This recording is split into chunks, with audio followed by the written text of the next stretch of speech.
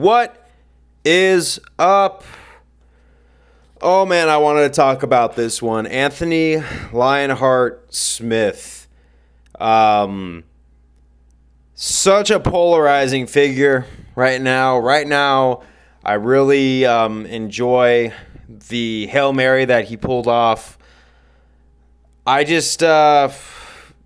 He capitalized on the perfect setup that his opponent did. But up until then, I didn't think he really had anything for this guy. I felt like had he not sank in that guillotine, we would probably be seeing a first-round finish in the different direction.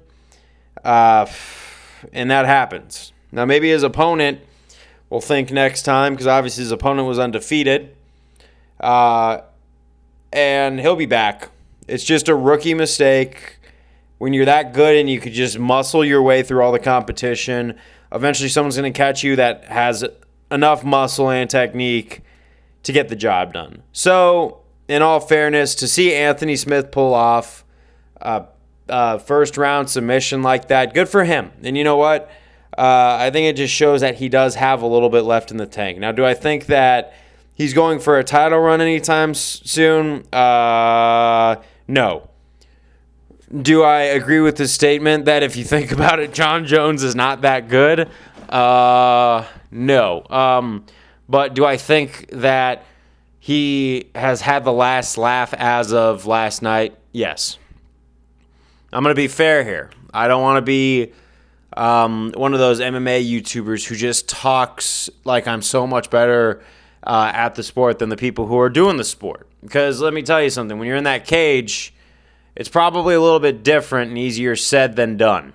So I'm going to have to give it to Anthony Smith on this one. Now, you got to be honest, a lot of fighters go through what he's probably going through, and he has had a bit of a chip on his shoulder for the past, couple of years. You see him start to just kind of decline. And, as he ages, his body's not going to keep up as much. It's just the way it is. Do I think that, he has no right to hang his head? I'm going to be real and say maybe. I get it. You're on top here, and then you just start to kind of slowly decline. It happens to all of us, and we've seen every fighter, deny it. Even if you're not a fighter, even if you're just a dude overall, as you get older, it's like that SpongeBob episode where Mr. Krabs goes through like that midlife crisis where he starts to realize he's getting old. But there's nothing wrong with it. It just happens to all of us. But if they were to do a rematch, I'm pretty sure that opponent is not going to make that same mistake again. And we're going to be seeing an entirely different story.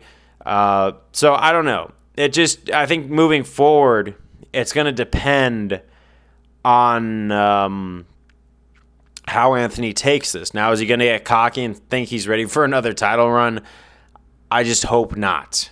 But if he says, okay, I'm going to think about my next opponent, maybe take on some non-ranked guys or something like that, because I really do think he is a fair enough gatekeeper status at that 12 or 13 spot. To be fair, I still think he's got some worth over there, which he could definitely squeeze out a couple more fights in his career if he goes that route. But let's say he takes on someone like Yuri Prochazka or Alexander Rakic.